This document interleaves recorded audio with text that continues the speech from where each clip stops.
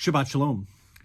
This week's Torah portion, Tetzaveh, is the only Torah portion from the beginning of the book of Exodus after the very first Parsha to the end of the book of Deuteronomy that the name Moses never appears. For once Moses, the hero, the leader, the liberator, the lawgiver, is off stage. Many commentators speculate as to why Moses' name is absent from this week's Parsha.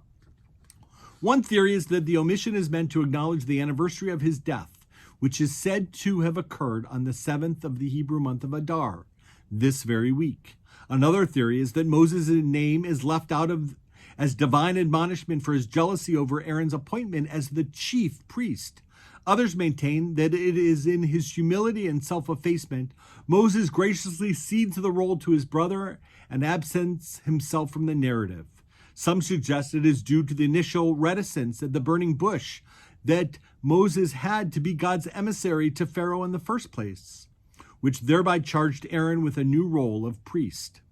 Incensed at the Israelite for the sin of the golden calf, Moses is commanded by God to step aside to allow God to destroy the Israelites and begin again.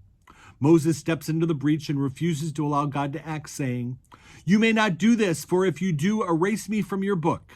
God relents, but the threat has an effect, and Moses' name is removed not from the entire Torah, but from this week's Torah portion. Today we have no priests and no temple. Each of us in our own way serves God in the temple of our own hearts, offering words and intentions instead of bulls and sheep.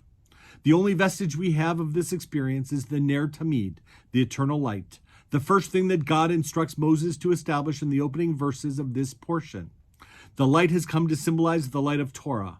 For us, the glory and splendor of God's presence must be felt through the study of Torah and the constant striving to live in the light. As the Hasidic mystics have taught, every person is a living Torah, an embodiment of the world and the light of God. Be the light. Shabbat Shalom.